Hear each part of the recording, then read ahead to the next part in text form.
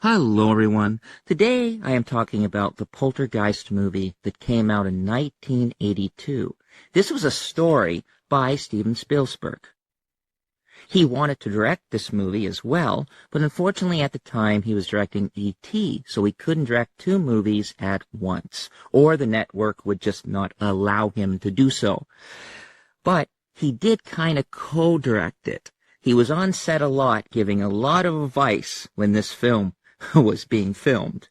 That being said, they got the director Tobe Hooper, if I'm saying his name correctly, to direct this film. And he's the same person that wrote and directed the Texas Chainsaw Massacre and also did a movie, directed Funhouse. So they got him to direct this film as well. But still today, a lot of people say that Steven Spielberg should have been called the co-director because he was on site and he gave a lot of advice in filming this. But I guess that is up to debate. Now, Steven Spielberg wanted his story to be a little different, so when he was doing the screenplay with the two other people, because he was involved in the screenplay writing as well, he did change it a little bit. Now, Tobe Hooper, he's done a lot of things, and he's a great director and writer. Sadly, he died in 2017, and he'd be sadly missed. Now, this being said, I haven't watched the 1982 Poltergeist in a very long time. I saw it when I was going through my DVDs. And back here it says, marvelously spooky special features that I actually don't think I've ever watched. But overall, I really like Poltergeist. Now, you may not know this, but as they filmed the Poltergeist movie, a lot of weird things happened on set. And at the end of the movie, when it was all wrapped up, the woman that played the older daughter got killed, either by an ex-boyfriend or her boyfriend got murdered. Then they made two. And when they made two, weird things happened again. I even believe there was also another death, or possibly two. Then they made the third. And after the third one, the little girl that was in all three sadly died after she filmed the third movie. Now, this movie is actually really well done. I really enjoyed Poltergeist. The first one is up to debate, too, though, because it has an 88% Rotten Tomatoes and a 7.4 out of 10 on IMDb. 2 doesn't really have a high rating. But when you mention it to people, which one did you like better, they're telling me scenes with the guy with the black hat. Well, the guy with the black hat was not in the first movie. They did do a remake of the original Poltergeist a long time ago, and it was just absolutely terrible. The acting was good, but the script writing and the way they changed things just didn't have that feel that I wanted. Now, right away in this movie, you see a little girl getting up, walking down the stairs. The father's sleeping on the couch. And she's going to the TV, putting her hands up on a scribbled TV. See, back in the 80s, when the TV channels were over, some channels just scribbled. That's all they were. And she was talking to them inside the TV. The father wakes up, lifts up the daughter, takes her to bed. Now, the next morning, you have a nice feel of the outside. There's a guy riding a bike, a kid's bike, holding beer in his hand like this. The kids see him, and they use their remotes to knock him over, to knock over the bike. He loses control of the bike. He falls down. So this is a nice community.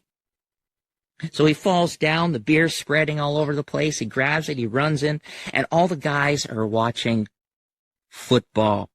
So it has that nice feel of a community. Then you realize that the father is selling all these homes that aren't sold yet. All the houses look the same inside and outside. An interesting conversation. He has a job to sell it. That's phase 1. Then there's going to be phase 2 and phase 3. So he has a good job. Now, all of a sudden, weird things start happening at his home. Things start to move around. Weird things start happening. And then one night when there's a storm brewing, all this weird stuff happened in their house. This crazy stuff happened.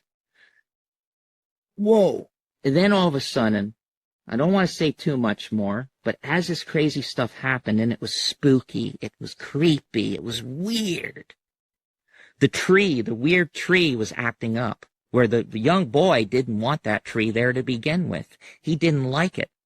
Even the clown, he had a doll, a clown, that kind of spooked him out. And the little girl always wanted her closet light on because she was scared of the dark. Now, they didn't get into too many of the children, but they got into character development in a way with not really talking to each other, more just glances. And I thought the character development was good, but could have been better in the film. But the music and the creepy factor was really well done. After that storm happened and stuff happened in that home, it didn't seem to happen anywhere else. They got these ghost-type people to come in. And then as they're telling, the ghost people are now have all these cameras and they want to set it up in the home to see what is going on. Some weird stuff is happening. Now, they're telling them this is what they've filmed before and stuff like that. They open up the bedroom door and they've never seen anything like that before. So stuff happens, and then the young girl, as you see here, she gets sucked into the TV. So what's going to happen next? What is going on? Why is this happening? There is a bit of a mystery and intrigue in this one. Now, in the second one, I like the second one a little better. I give this one an 8 out of 10. I thoroughly did enjoy it. I thought it was a fun movie, and there's some really good creepy factors in this, and I like the feel of the community. I like how neighbors kind of argued with each other, but not in like a real mad fight or angry in any way. It felt like an 80s film because it was made in the 80s. And it did feel like a Steven Spielberg directing it, not really a Tobe Hooper film. But if they both cooperated, I really enjoyed it. Special effects were real, entertaining. So if you've never seen Poltergeist 1, I highly recommend it. I highly recommend checking out 2. 3rd is the least favorite, and when weird things happened on set here, and the second one, they called it the Poltergeist Curse, and it's sad that people actually died after the first movie, second movie, and even the little girl in the third movie. That is very sad. The Poltergeist Curse, and then they made a remake that just didn't fly. All right, everyone, 8 out of 10 for Poltergeist for me. Bye for now. Have an incredible day, and rest in peace, Tobe Hooper. He'd be sadly missed. The man who brought us Texas Chainsaw Massacre, wrote it and directed it, and many more. Rest in peace. Bye for now. Have an incredible day. Check out my other movie reviews, food reviews, and much more. And thank you again for watching. Bye for now.